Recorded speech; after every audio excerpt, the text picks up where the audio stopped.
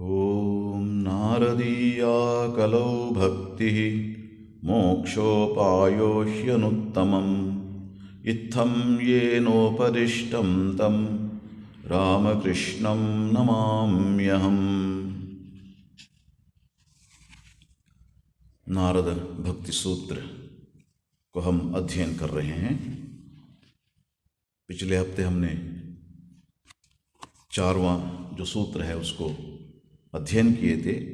यम लब्ध्वा पुमान् सिद्धो भवति अमृतो भवति तृप्तो भवति। भक्ति पराभक्ति के बारे में नारद यहाँ कह रहे हैं। पराभक्ति पाने से क्या होता है, क्योंकि भक्ति का बारे में अध्ययन कर रहे हैं, उसको मिलने से क्या होगा इसके बारे में नारद जी कह रहे हैं हमको। और पहले उसका रूप और स्वरूप ने बताया उन्होंने। सा तो अस्मिन परम प्रेम रूपा, भगवान में परम प्रेम ही भक्ति उसका रूप है। अमृत स्वरूपाचन, उसका स्वरूप क्या है? अमृत। अमृत इस दुनिया में सबसे सर्वश्रेष्ठ रुचि रहने वाला अमृत जो है उसका स्वरूप है। उससे क्या होता है? अमृत पान करने से तृप्त हो जाता है, और जो भी उससे पाने के लिए और कुछ नहीं है। और अमृत का मतलब ये है उसको पुनर्जन्म नहीं होगा, वो मुक्त हो जाता है, इसको अमृत कहते हैं। और उसके बाद उन्होंने उसको पाने से क्या होता है? यम लब्ध्वा पुमान् सिद्धो भवति, कृतकृत्य हो जाता है, परिपूर्ण हो जाता है। अमृतो भवति, वो एकदम मुक्त हो जाता है, फिर पुनर्जन्म उसको नहीं होगा। मरण भय से, जनन मरण चक्र से मुक्त हो जाता है। तृप्तो भवति, और उसको तृप्ति मिल जाता है। मतलब जब भी वो फिर कुछ इसका मतलब अतृप्ति, उसमें किसी तरह के अतृप्ति नहीं रहेगी। और अभी आज हम 5वां सूत्र को अध्ययन करेंगे। सूत्र है यत् प्राप्य न किंचिद वांछति न शोचति न द्वेष्टि न रमते नोत्साही भवति। यत् प्राप्य मतलब जिसको पाने पर, यत् प्राप्य जिसको पाने पर। यहाँ अध्ययन का वस्तु पराभक्ति है, भगवत प्रेम है। उस प्रेम को प्राप्त कर क्या होता है? प्राप्त करने पर न किंचित वांछति, जिस भक्त को ये भक्ति मतलब प्राप्त हो जाता है, अन्य किसी वस्तु को पाने की इच्छा नहीं होती उनको। न किंचित वांछति, और कुछ भी नहीं चाहता इस दुनिया में, और कुछ भी नहीं चाहता। ये जो वांछा जो है वो मिट जाता है संपूर्ण रूप से। न किंचित वांछति, और कुछ भी नहीं चाहता। न शोचति, किसी चीज के लिए शोक नहीं करता। मतलब कुछ पाने के लिए कोशिश किया, वो नहीं मिला, उससे शोक होता है। और कुछ पाया है, उसको खोल बैठा, उस भी शोक होता है। इस भक्त को जब इसको पाएगा सब ये शोक नहीं होगा। और उसके बाद न शोचति न द्वेष्टि, किसी के ऊपर उसको द्वेष नहीं होगा। किसी के ऊपर, किसी चीज पर भी उसको द्वेष नहीं होता। द्वेष कब होता है? कुछ पाने के लिए कोशिश करते हैं, किसी ने उसके लिए बाधा डाला, और जब उनके ऊपर और जो भी परिस्थिति हो जिसके ऊपर हमें क्रोध आ जाता है, और धीरे धीरे हम उसको द्वेष करने शुरू करते हैं। लेकिन भक्त में जो पराभक्ति पाया है उसमें ये द्वेष भी नहीं रहता। आप सबको पता है द्वेष नहीं रहता, इसीलिए बताया है द्वेष एक अग्नि है। जिसके ऊपर हमें द्वेष है उससे ज़्यादा जिसने द्वेष कर रहा है उसको जलाता है। इसीलिए ये भक्त जब पराभक्ति पा जाते उसको फिर द्वेष नहीं रहता उनमें। और न रमते, और किसी चीज में आनंद नहीं करता। और उसके बाद नोत्साही भवति, और कुछ पाने के लिए उत्साही भी नहीं होता। जो पाना था जीवन में पा लिया, और कुछ भी पाने के लिए उसमें उत्साह नहीं रहता, मतलब और कुछ पाने के लिए कोशिश भी नहीं करता, उसमें उत्साह नहीं होता। ये मतलब भक्ति, पराभक्ति को पाने पर क्या होता है। देखिए, इस जीवन में क्या होता है, न किंचित वांछति, कुछ न कुछ पाने की कोशिश हमें रहता ही है। और ये पाने का जो कोशिश जो है कभी मतलब रुकता नहीं, क्योंकि एक को पा लिया, कुछ क्षण के लिए तृप्ति मिला, और दूसरे कुछ चीज़ को पाने के लिए ये होता है, फिर आकांक्षा होती है, मन में कामनाएं ये होती है। लेकिन भक्त जब पा लिया, किसको पा लिया उन्होंने, पराभक्ति पा लिया, इसलिए उसको फिर किसी चीज़ का ये उसमें वांछा नहीं होती, उसमें कोई वांछा मतलब किसी चीज़ का कामना नहीं होती। इसके बारे में शास्त्र में बहुत सारे ये बात कहे हैं बड़े बड़े महात्माओं ने, और अपने भगवद गीता जैसे शास्त्र में भी इसके बारे में बहुत कुछ कहे हैं उन लोगों ने। जब ये जो कामना कब होती है, जब कुछ अधूरा हम रह जाते हैं, जब अधूरा रह जाते हैं।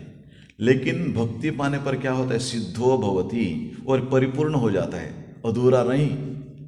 जब अधूरा होते हैं तब हमें कामनाएं होती हैं, इसलिए वो कुछ नहीं चाहता, चाहत नहीं रहता उसमें, क्योंकि वो सिद्ध हो गया, परफेक्ट हो गया इसलिए।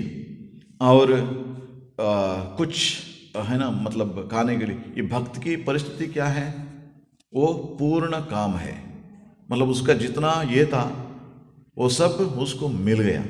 क्या चाहता था वो, भगवान के भक्ति चाहता था, भक्ति मिल गया।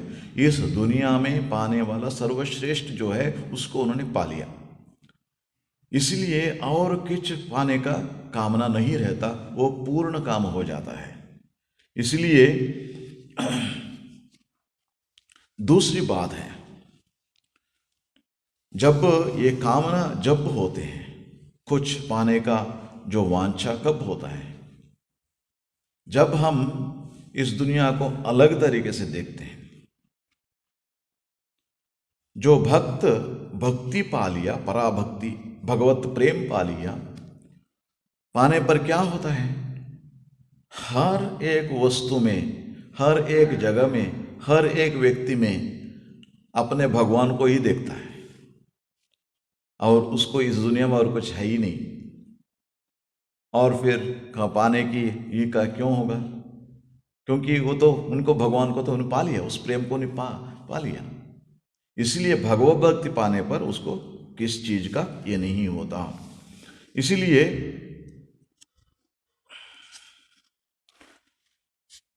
ये जो, यदि उनके मन में कुछ चीज का मतलब कुछ पाने का कामना हुई, तो क्यों होता है, वो सिर्फ इस दुनिया के भलाई के लिए। इसको शास्त्र में इसको करते हैं, बोलते हैं लोक संग्रह। लोक संग्रह मतलब इस दुनिया में जो जितना लोग हैं, उन लोगों के भलाई के लिए कुछ भी पाएंगे तो उन लोगों के भलाई के लिए पाएंगे। प्रहलाद भगवान श्रीमन नारायण का बहुत बड़ा भक्त था, और जब नारायण प्रत्यक्ष हुआ, हिरण्यकशिपु को उन्होंने नाश कर दिया, और उसके बाद प्रहलाद से पूछा, मांगो क्या चाहिए तुमको। तब उन्होंने ये कहता है, न त्वहम कामये राज्यम न स्वर्ग्यम न अपनर्भवम कामये दुःखतप्तानां प्राणिनाम आर्तिनाशनम।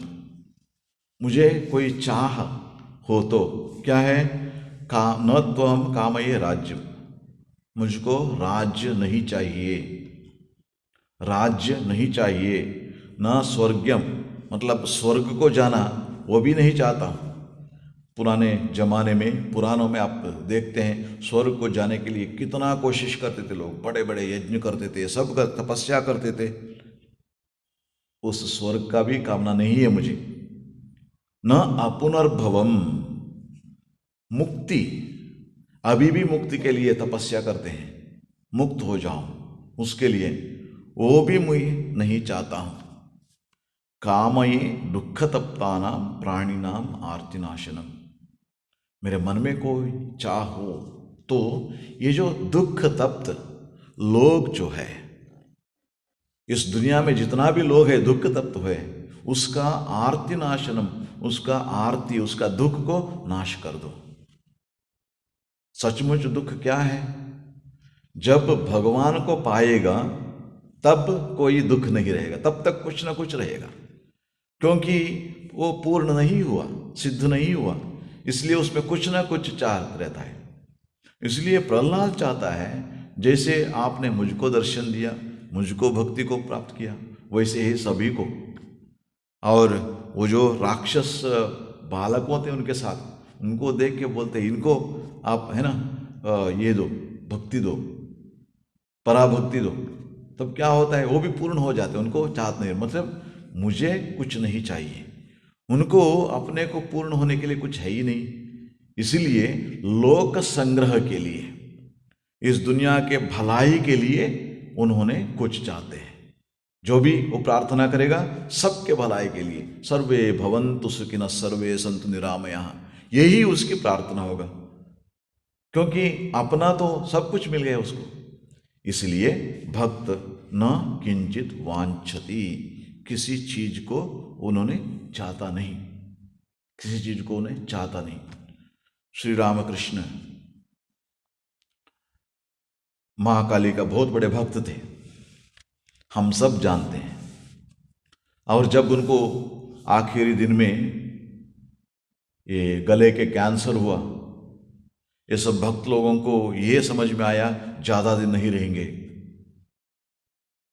इसलिए कभी श्री रामकृष्ण कुछ कहते थे, भक्त लोग उनसे कहते थे श्री रामकृष्ण से, माँ तो आपसे बात करती है, एक बार आप बोलिए ना इसको ये करने के लिए, है ना, मिटा देने के लिए कैंसर को। गले के कैंसर चल गया, आप तो बहुत सारे रोज रहेंगे, आपके साथ हम भी बहुत आनंद होगा, नहीं तो हमें दुख होगा। इसलिए ये जो आपका गले का कैंसर जो है उसको मिटा देने के लिए माँ से प्रार्थना कीजिए। श्री रामकृष्ण कहते हैं मैं तो ये प्रार्थना नहीं कर सकता, क्योंकि मुझको जो मिलना चाहिए वो मिल गया, और इस शरीर रहेगा या नहीं रहेगा उससे क्या, और इस तुच्छ वस्तु के लिए माँ से प्रार्थना करूं। श्री रामकृष्ण कहते हैं इस तुच्छ वस्तु के लिए, किसको तुच्छ वस्तु कह रहे हैं? अपने शरीर को, इसके लिए मैं माँ से प्रार्थना करूं। इसीलिए जब वो भक्ति को पा लिया और उसके बाद फिर और कुछ चाहने का नहीं रहता है। इसलिए भक्त की अवस्था ये है, माँ के प्रेम में, भक्ति में मस्त हूँ मैं, और क्या चाहिए? ये शरीर रहे न रहे उससे क्या हुआ? इसलिए भक्त का ये भाव होता है, इसलिए न किंचित वांछति, कुछ भी नहीं चाहता है भक्त। जब एक बार ये प्रेम मिल गया, भगवत प्रेम, पराभक्ति मिल गया, और कुछ नहीं चाहते।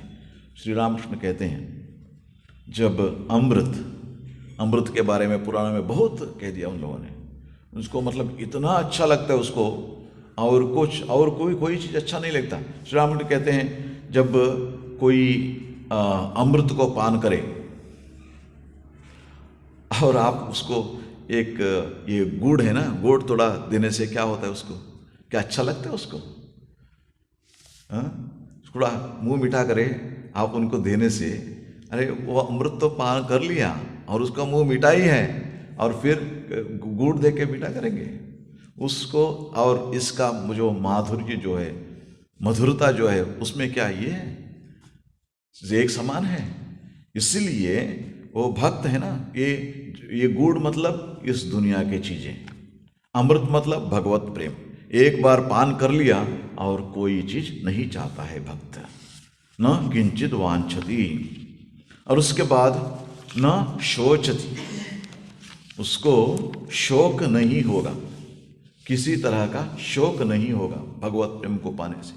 हम सबको ये अनुभव है, इस दुनिया में जब रहते हैं कुछ ना वो मतलब कुछ पाना चाहते हैं, कोशिश करते हैं, नहीं पा सकते इसलिए दुख होता है, और कुछ पाए हैं हम लोग, है ना, और उसको खो बैठते हैं और कुछ तकलीफ हुआ उससे भी दुख होता है, और कोई बहुत अच्छे मित्र आए हैं और चले जाएगा अब दुख होगा, और कहीं रहे हैं बहुत साल वहाँ से चले जाना होगा सबको छोड़ के, दुख होगा।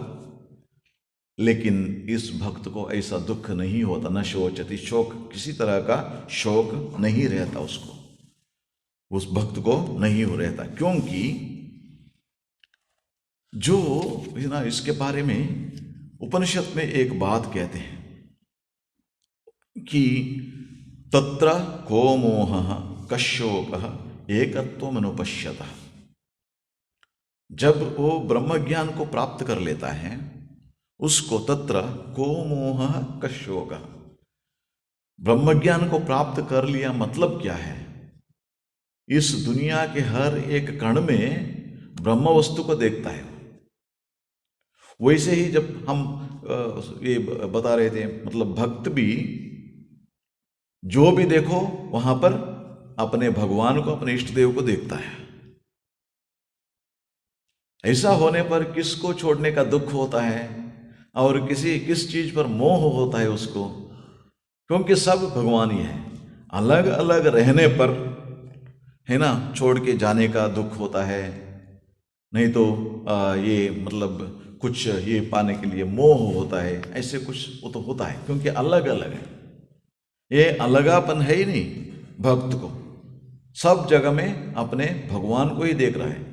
और वो भगवान भी कौन है, इष्ट दैव, मतलब सबसे अच्छा हमें लगता है, बहुत अच्छा लगता है, ऐसे उनको हम देखने ये करें, देखते रहें, तब उसको ये भी नहीं होता, शोक भी नहीं होता, किसी तरह का शोक नहीं होता।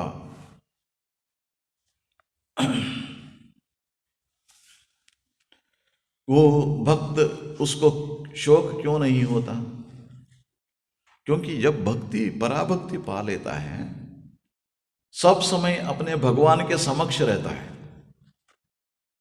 अपने भगवान के समक्ष रहता है सब समय। जिस चीज को हम चाहते हैं वो हमारे पास रहे, और कुछ चीज दूर होने से हमें अच्छा ये शोक नहीं होता। जिसको हम चाहते हैं वो हमसे दूर हो जाए तब तो दुख होता है। लेकिन भगवान को तो चाहता था, सारा जीवन उसके लिए साधना की और उसके बाद भगवत प्रेम को प्राप्त कर लिया, उसका मतलब भगवान के समक्ष सब समय रहता है, भगवान के सानिध्य में सब समय रहता है, और सब शोक करने का क्या है। इसीलिए भक्त कभी शोक नहीं करता। न द्वेष्टि, उसको द्वेष भी नहीं होता। न रमते, भगवान को छोड़ के और किसी चीज में उसको ये न रमते, रमण भी नहीं करता। इसका मतलब क्या है, द्वेष, द्वेष क्यों होता है, क्योंकि हम दूसरे एक चीज को पाने के लिए कोशिश करते हैं, कोशिश करने पर किसी ने उसको बीच में आ गया,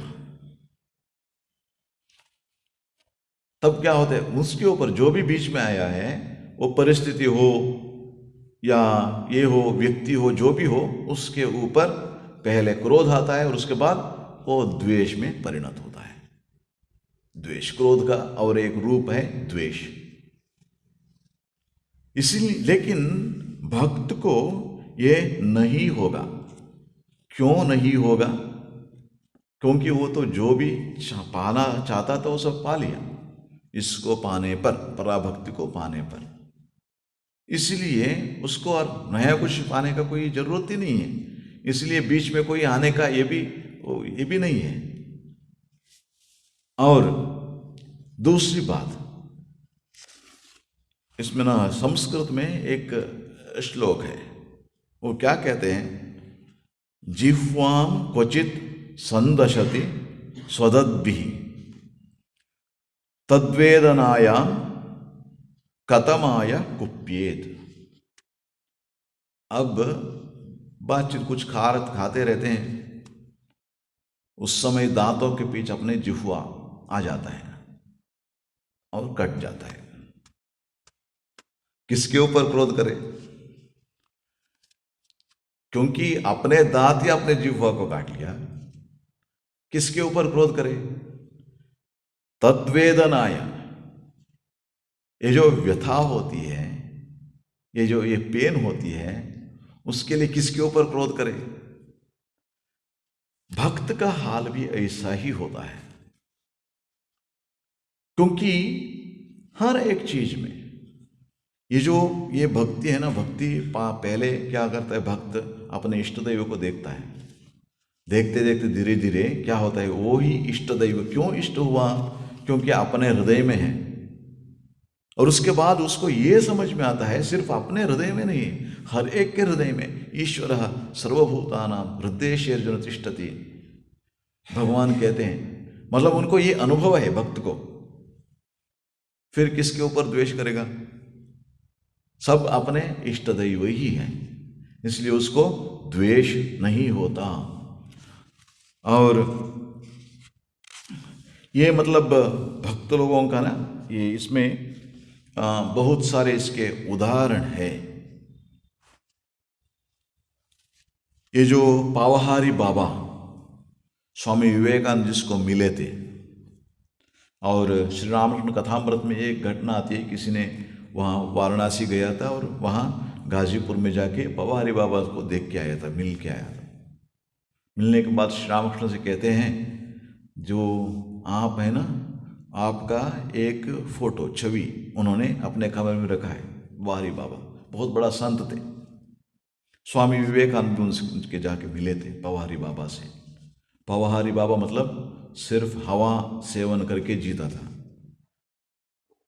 वो अपने गुफा में चला गया और कितना दिन वहां रहा कोई पता नहीं, बहुत दिन के बाद एक बार बाहर आता था। और ऐसे बड़े संत जो था, उनके क्या हुआ, मतलब कुछ ये सब थे, मतलब वेसल्स, जो भी थोड़ा कुछ खाना पाना जो भी करता था। एक दिन क्या हुआ, किसी एक चोर उसको लेके गया। एक बर्तन था और उसका एक ढाकना था। वो बर्तन लेके जब भी उन्होंने देखा ये पावहारी बाबा को, वो बर्तन पकड़ के चला गया, दौड़ता दौड़ता रहा, और उसका जो ढाकना है उसको हाथ में पकड़ के उनके पीछे पावहारी बाबा भाग रहे हैं। चोर समझे वो मुझे पकड़ने के लिए आए, हमें कैसे मैं यहाँ से ये हो जाऊं, इसलिए भाग रहा है चोर, उनके पीछे पीछे ये भाग रहे हैं। पकड़ लिया। पकड़ने के बाद पावहारी बाबा कहते हैं, जो बर्तन है ना, ये ढाकना नहीं रहने से कोई काम का नहीं होता, इसलिए ये ढाकना भी ले लो। किसके ऊपर क्रोध करेगा? क्योंकि उसको पता है ये भगवान ने आया था उन्होंने ले जाने के लिए, हे भगवान इसको ले लो, है ना, इसको तुमने ले लो। देखो कितना ये मतलब ये जो ये था उनका ना। और श्री रामकृष्ण के एक शिष्य, उनके देखिए जो उसका परिणाम क्या होता है। उन्होंने किसी से मिला, आप तो ये इसके सुने होंगे, और जो भागता हुआ ये था वो मैं था, लेकिन वो संत बन गए थे तब। पावहारी बाबा की उस स्पर्श से उनके मन में इतना बदलाव आया था, वो एकदम वो सब छोड़ के वो संत बन गया था तब तक। मतलब जो पावहारी बाबा को, उनको क्या है, उनका ये है, भगवान ही इस रूप में आया है। चोर आया है लेकिन समझता है भगवान ही आया है। उनके पास एक सांप आया था, उन्होंने सोच रहा था मतलब भगवान कुछ कहने के लिए मेरे पास आ रहे हैं। देखिए ये उनका भाव होता है, भक्त का भाव, हर एक चीज में भगवान को देखते, इसलिए क्रोध करने का कोई ये नहीं है उसको, इसलिए वो न द्वेष्टि। और उसके बाद ये होता है कि न रमते, रमण करना मतलब किसी चीज का स्वाद लेना, किस चीज का खाना हो, या मतलब किसी चीज को सुनना हो, हमारे जो इंद्रियों द्वारा जिस चीज के रमण करना, उसके बारे में। न रमते, उसको नहीं करता हूं। क्यों? क्योंकि ये सब जो चीज है ना, इसके बारे में भगवत गीता में एक अच्छा बात कहते हैं, ध्यायतो विषयान पुंसा संगस्तेषु उपजायते। कैसे मन में मतलब कुछ चीज को चाहत आता है मन में, कोई किसी चीज को देखा, आजकल तो जमाने में बहुत सारी चीज ऐसे चलता है, मतलब इस चीज को देखने के बाद उसको पाने के लिए ये होता है, रोज देखता रहा। मतलब मानो पड़ोसी में बहुत अच्छा कार है, वो रोज देखता है, देखते देखते उसको पाने की इच्छा होती है, और इच्छा होने से क्या करना, वो तो ये करता है, उसको ऑब्जर्व करना शुरू करता है। मेरे पास तो उतना पैसा है ही नहीं और उतना पा भी नहीं सकता, तब क्या करें? वो उनको फॉलो करना शुरू करता है, कहाँ जाता है, कहाँ जाता है, कहाँ पार्क करता है उसको, वो सब देख के, और उसके बाद एक दिन क्या करता है, चोरी करता है। भगवत गीता कहते हैं ध्यायतो विषयान पुंसः, कुछ चीज को रोज देखते रहो, वो मन में काम करना शुरू करता है, अंदर बैठ जाता है। संगस्तेषु उपजायते, संगात संजायते कामा, उसको देखते देखते धीरे धीरे मन में उसको पाने का इच्छा होती है, और वो बहुत सारे चीज को फिर ये करता है, मतलब that paves way for lot of things, जो भी हो। लेकिन ये भक्त के मन में कोई ऐसी आशाएं कामनाएं है ही नहीं। जो भी चीज देखो भगवान की खेला देख रहा है, वो कुछ पाने का है ही नहीं उस चीज में। आप जो शरीर धारण करना है, मतलब कहीं रहना, कुछ खाना, ये सब होता है, उसके लिए जो भी मिल जाए उससे तृप्त हो जाता है। मतलब अच्छा खाना हो वो भी नहीं चाहता, रहने के लिए अच्छा जगह हो वो भी नहीं चाहता, फिर उसको और कौन चीज चाहिए? न रमते, क्योंकि उसके मन में सदा भगवान के जो आनंद है वो ही रहता है, और सब चीज ये है, मतलब सेकेंडरी हो गया, और सब चीज इस दुनिया में सेकेंडरी हो गया। सिर्फ वही चाहता था, वो मिल गया, भगवान के भक्ति, उस आनंद में मस्त रहता है, इसलिए उसको किसी चीज का ये मतलब रमण नहीं करता। और उसके बाद कहते हैं नोत्साही भवति, न उत्साही भवति, मतलब किसी चीज को पाने के लिए उसमें उत्साह नहीं होता, उत्साह नहीं होता। देखिए जो हम दुनिया में क्या देखते हैं, मतलब जो चाहत, मतलब क्या होता है, कुछ ना कुछ कमी होता है हर एक को, है ना। हर एक इंसान जब तक शरीर रहेगा कुछ ना कुछ चाहत रहता है। ये एक लड़का, उसके पास है ना ये चप्पल नहीं था, देखता था सब लोग चप्पल पहन के जा रहे हैं, इसको तो नंगे पांव चल रहा है, एक चप्पल रहने से अच्छा होता था, इसे सोच रहा था। और एक इनने अच्छा एक शू दे दिया, पेयर ऑफ शू, और उसको पहन के जाता है। जाते जाते उन्होंने देखा कहीं वो लड़के बच्चे, दूसरे बच्चे सब है ना साइकिल में जाते हैं, वो मेरा पैसे साइकिल होने से अच्छा होता था। देखिए पहले कहीं ना कहीं एक शू पहने से हो जाएगा, तृप्त हो जाऊंगा, ऐसा नहीं, उसको फिर इसको चाहिए, एक चप्पल चाहिए, साइकिल चाहिए। और साइकिल कहीं ना कहीं 2-1 साल में उसको मिल गया एक साइकिल, साइकिल में जाता है, कुछ दिन उसको आनंद मिलता है उससे, लेकिन उसके बाद क्या होता है, फिर उसको किसी ने बाइक में जा रहा है, उसको देख के बाइक लेने का होता है, और उसके बाद बाइक मिला, वो दूसरे कार में जाता है, और कार मिला, दूसरे लोगों का बहुत अच्छा ब्रांड का कार है, वो मिलने से अच्छा होता है। देखिए इसका कोई ये नहीं, मतलब कुछ ना कुछ चीज पाने का कोई ये मन में इस सब समय रहता है। लेकिन ये भक्त तो पूर्ण काम है, क्योंकि ये सब चीज वो समझता है आएगा जाएगा, आगमा पाइनो अनित्याहा, आएंगे जाएंगे। अब किसी चीज में इस दुनिया में, क्योंकि वो क्यों भक्ति को चाहा, भक्त क्यों भगवत भक्ति चाहते हैं, क्योंकि उसको ये समझ में आता है इस दुनिया में जो भी चीज है जिसके लिए हम कोशिश करते हैं हमें शाश्वत आनंद नहीं देते, शाश्वत सुख नहीं दे सकते। कुछ दिन के लिए अच्छा रहता है और उसके बाद और दूसरे कुछ पाने की इच्छा मन में जागती है। एक को पाने से दूसरा, दूसरा को पाने से तीसरा।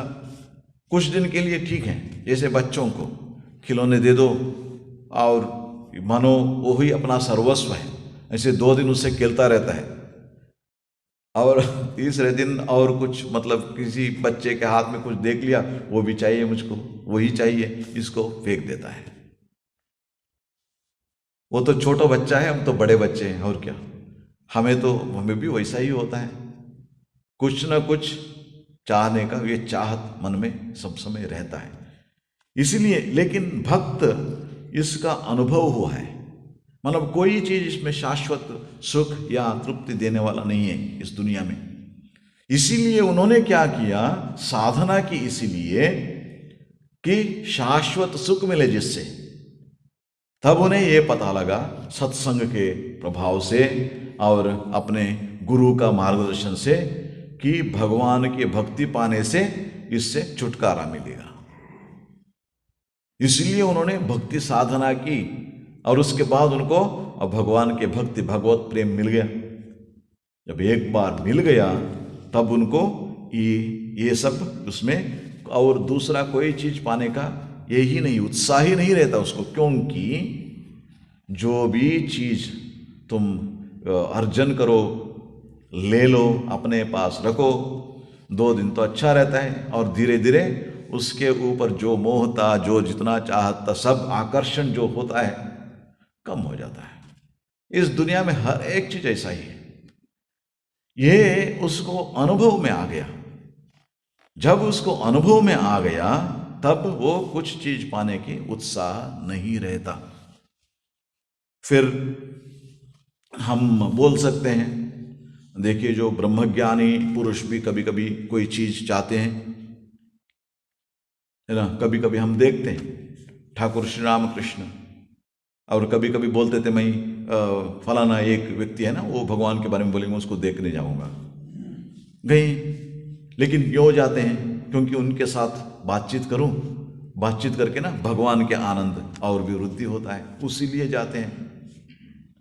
कभी कभी गंगा में ना ये आता था, मतलब उसको क्या कहते हैं, बान कहते हैं, वो गंगा है ना, उभयवाहिनी कहते हैं, समुद्र की ओर जाता रहता है और रोज एक दिन ना उल्टा भी शुरू कर देता है 12 घंटा।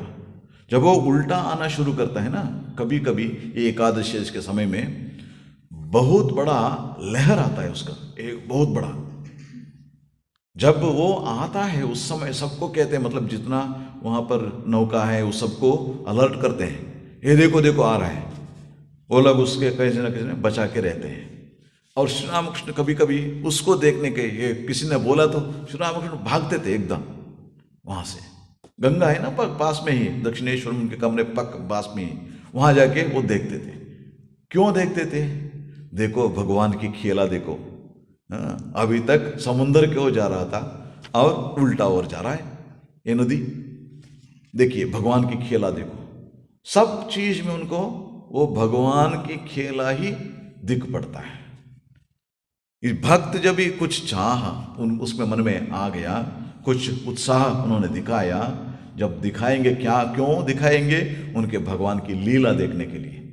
सब चीज में भगवान की लीला ही देखते हैं, हर एक चीज में भगवान की लीला ही देखते हैं। जब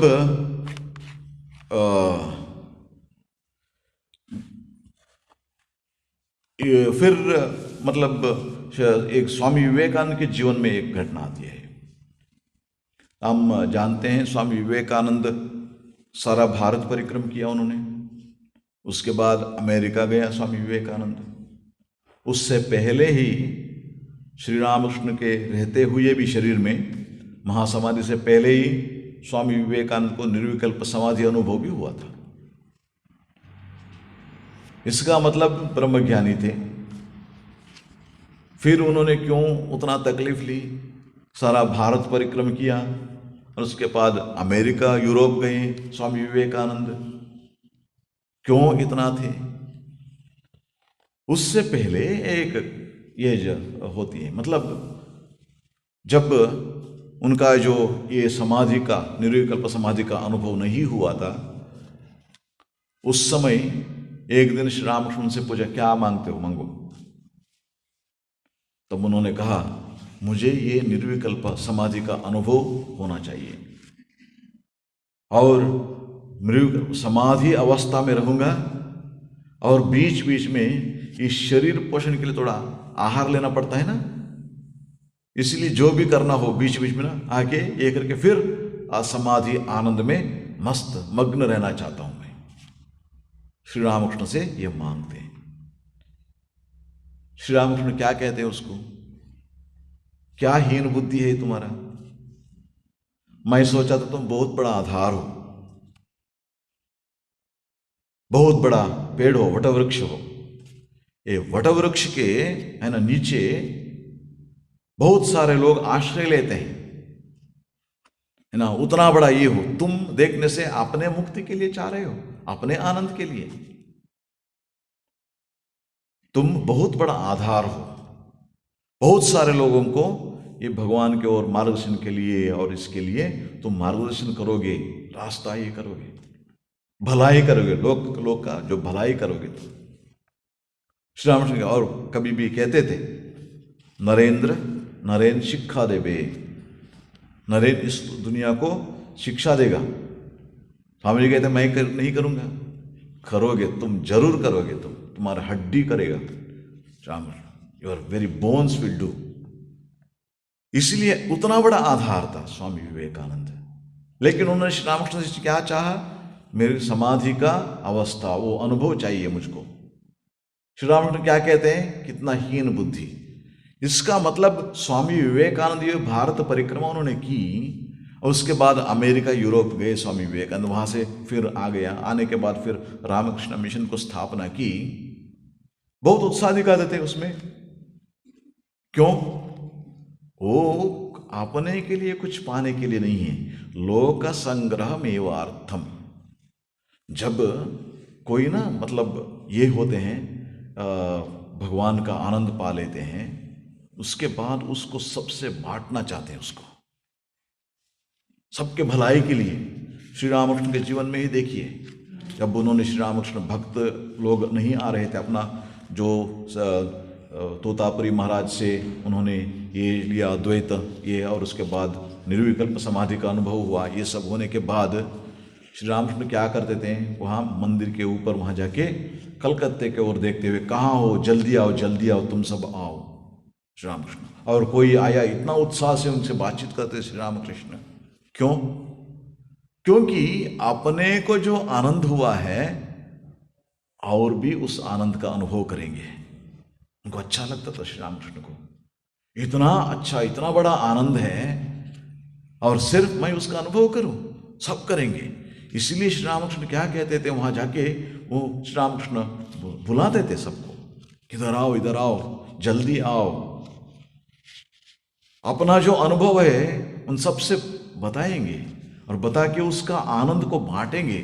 अब तब क्या होगा, अपना आनंद भी वृद्धि होगा। इसीलिए उत्साह दिखाते थे। उनका उत्साह इसलिए है, कोई अपने के लिए कुछ पाने के लिए नहीं है, लोक संग्रह कहते हैं उसको शास्त्र में। जब इतने बड़े महात्मा जो भी पाना है पा लेते हैं, उसके बाद उनमें मन में जो भी उत्साह होता है वो किसके लिए होता है, लोक संग्रह के लिए होता है। इसलिए जो भक्त भक्ति पाने के बाद वो यत् प्राप्य न किंचित वांछति, अपने के लिए कुछ भी नहीं चाहता है, न शोचति, शोक नहीं करता, न द्वेष्टि, द्वेष भी नहीं करता किसी से, और उसके बाद न रमते, किसी चीज में आनंद भी नहीं लेता, इस दुनिया के जो कोई चीज में आनंद नहीं लेता, और उसके बाद नोत्साही भवति, किसी चीज को पाने के लिए उत्साही भी नहीं होता है। ये जब होता है, जब अपने जो पराभक्ति मिलता है, भगवान के भगवत प्रेम जब मिलता है। चलिए श्री रामकृष्ण क्या कहते हैं इसके बारे में थोड़ा देखेंगे। श्री रामकृष्ण के जीवन में भी तो हमें बहुत सारे इसमें मिलता है, उदाहरण मिलते हैं, लेकिन उनका जो संदेश जो है उसमें भी हमें बहुत सारे मिल जाते हैं। श्री रामकृष्ण कहते हैं,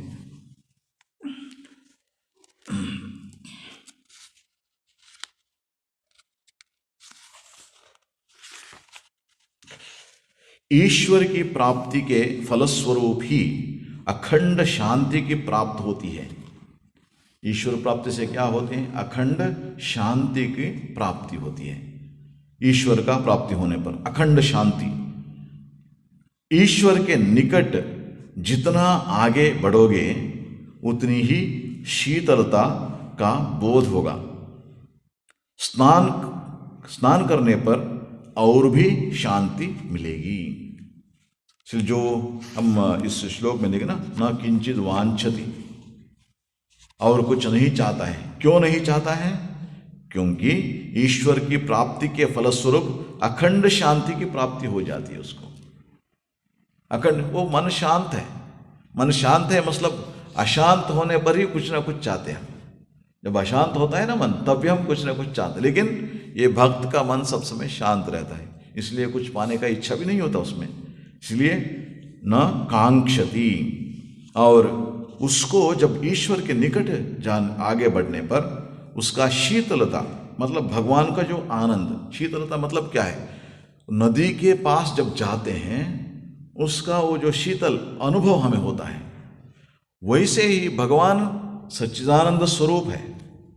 जब उनके पास, उनके निकट जाएंगे, क्या होता है? जितना निकट जाएंगे उतना उनका आनंद स्वरूप का अनुभव हमें भी होगा। भगवान का जो आनंद है, भगवदानंद जो है, वो हमें भी अनुभव होता है। इसलिए भक्त और किसी चीज को चाहता नहीं। और जब उसमें करेगा, स्नान करेगा भगवदानंद में, और भी शांति मिलेगी। भक्त केवल उन्हें मतलब ईश्वर को ही जानते हैं, उन्हें ही चाहते हैं। भक्त क्या करते हैं? एक सचमुच भक्त सिर्फ ईश्वर को ही चाहते हैं और कुछ नहीं।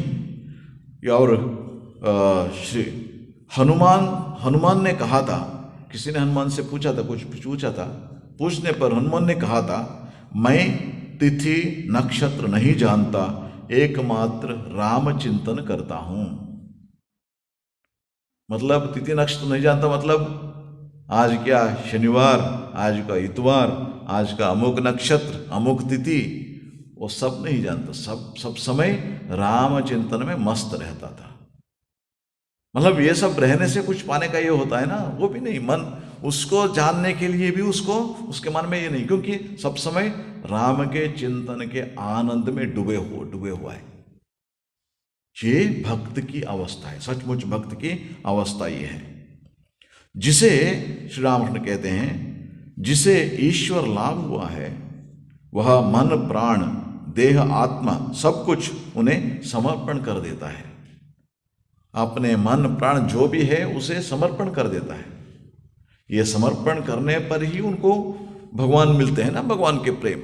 जब तक मैं एक अलग हूं तब तक वो नहीं मिलेगा। इसलिए सब कुछ उसको समर्पण करने पर, समर्पण करके उनकी सेवा में हम जाते हैं। मतलब भक्ति का मतलब क्या है? सेवायाम, भगवान की सेवा में संपूर्ण रूप से अपना कुछ भी नहीं है, सिर्फ भगवान की सेवा में वो करता रहता है। इसीलिए उसको फिर कुछ चाहने का चाहत कहाँ रहता है? उसको सब कुछ भगवान को दे दिया, फिर अपने को अपना ये भाव ही नहीं है। हो तो वो क्या है? मैं भगवान का दास हूं, मैं भगवान के भक्त हूं, उसको छोड़ के और कुछ नहीं। जब भगवान के दास होगा, भगवान के भक्त होगा, भगवान की सेवा ही उनका ये है।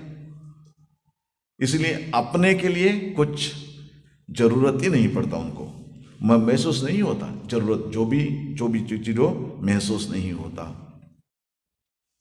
और श्री रामकृष्ण कहते हैं, ईश्वर लाभ होने से देहात्म बुद्धि चली जाती है। क्यों? न किंचित वांछते न शोचते न मते, क्योंकि मैं मतलब क्या है? हम लोगों को ये शरीर है और मेरा मतलब इस शरीर के संबंधित जो भी है उसको वो मैं और मेरा, इस दोनों से हमारी दुनिया चलता है। और मेरा मतलब क्या है, इस शरीर के संबंध जो भी है वो मेरा है। लेकिन ये जो भक्त जो है उसको देहात्म बुद्धि नहीं रहता है। मतलब मैं मतलब क्या है, मैं ये शरीर है ना, ये बोध उसको नहीं रहता, क्योंकि इसको उन्होंने भगवान को समर्पण कर दिया। देहात्म बुद्धि चली जाती है। जब वो समर्पण कर लिया, भक्ति उसको मिला, भगवत भक्ति प्राप्त हुआ। प्राप्त होने से क्या होता है, इस बुद्धि मतलब जो शरीर जो है उसका पोषण करना चाहिए और इस शरीर के संबंधित सब कुछ रक्षण करना चाहिए, एकदम उसमें वो भाव भी नहीं रहता बस, तो क्योंकि भगवान के आनंद में मग्न रहता है। इसलिए वह व्यक्ति कुछ भी नहीं चाहता और जीवन मुक्त हो जाता है। वह व्यक्ति जीवन मुक्त हो जाता है, ऐसे व्यक्ति जीवन मुक्त हो जाता है। और भक्ति के बारे में कहते हुए श्री रामकृष्ण कहते हैं, पक्की भक्ति मतलब रागानुगा भक्ति, प्रेमा भक्ति के आने पर स्त्री पुत्र आत्मीय कुटुंब के ऊपर माया का वह आकर्षण नहीं रहता। इस दुनिया में रहते हैं, सब कुछ करते हैं, जो भी जिसका जो प्रति अपना कर्तव्य सब कुछ रहते हैं, लेकिन उसका जो माया है ना वो नहीं रहता। दया रहती है, दया रहती है, माया नहीं रहता। इसका मतलब क्या है, जो भी अपना कर्तव्य करता रहता है, लेकिन जानता है जब आया इस दुनिया में अकेला आया, जब जाऊंगा और कोई नहीं आएंगे हमारे साथ। कहते हैं अलेक्जेंडर, जो अपने समझ में आया उसको मर जाऊंगा, उन्होंने कहा देखो जब मेरे उस डब्बा में लगाते हैं ना उसको, उसका ये करते हैं, उस समय अपना दोनों हाथ बाहर रखना। किसी ने पूछा क्यों, उसको मतलब गुरु के है ना वो संग करता था, इसलिए उसको थोड़ा ये अनुभव हुआ था। मतलब उन्होंने बोला देखो ये तो विश्व विजयी अलेक्जेंडर, लेकिन अब जा रहा है खाली हाथ से जा रहा है, उनके साथ भी कोई नहीं है, और जितना भी उन्होंने दुनिया जीता वो भी कुछ भी उनके साथ नहीं जाएगा।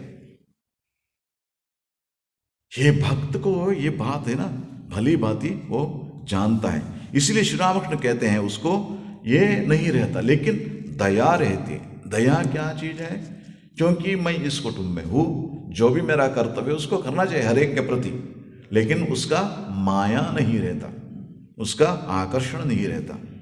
इसलिए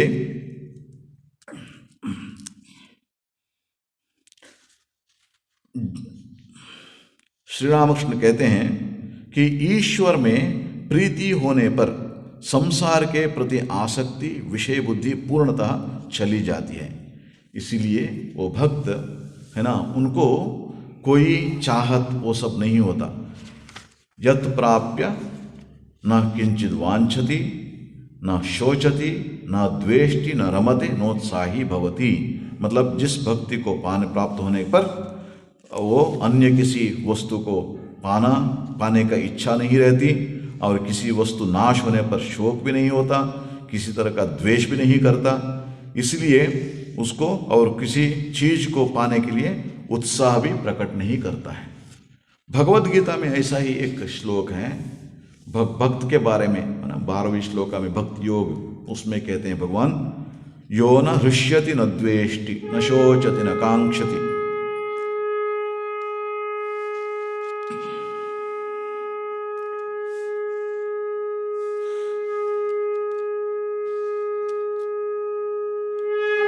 शुभाशुभ परित्यागी भक्तिमान यः समे प्रियः। भक्त सचमुच भक्त कौन होता है, यो न हृष्यति, कोई चीज में उसको दुनिया की इस चीज में आनंद नहीं रहता, न द्वेष्टि, किसी से द्वेष नहीं होता, न शोचति, उसका शोक नहीं होता, न कांक्षति, सच्चे भक्त का जिसको पराभक्ति प्राप्त हो उसका लक्षण ही है, और न कांक्षति, और किसी चीज को चाहता नहीं। ये भगवत गीता में इसके बारे में श्री कृष्ण कहते हैं। इसलिए पराभक्ति पाने का कारण क्या है, हमें उसको पाने से दुख नहीं होगा और दुनिया में कोई चाहने का चाहत भी नहीं होगा, क्योंकि किसी न किसी के पीछे हम सब समय ना जाते रहते हैं पाने के लिए, कुछ ना कुछ है ना, सब समय वो हमारा प्रयत्न रहता है। वो नहीं रहेगा, क्योंकि मन आनंद ही आनंद में है, मन में तृप्ति है, मन में अमृत पा लिया और अमृत का स्वाद अनुभव करता रहता है। इसीलिए ये कहते हैं यौवन यत् प्राप्य न किंचित वांछति न शोचति न द्वेष्टि न रमते नोत्साही भवति। ये तीसरा 5वां श्लोक था। ओम शांति शांति शांति। हरि ओम तत्सत्। श्री राम कृष्णार्पणमस्तु।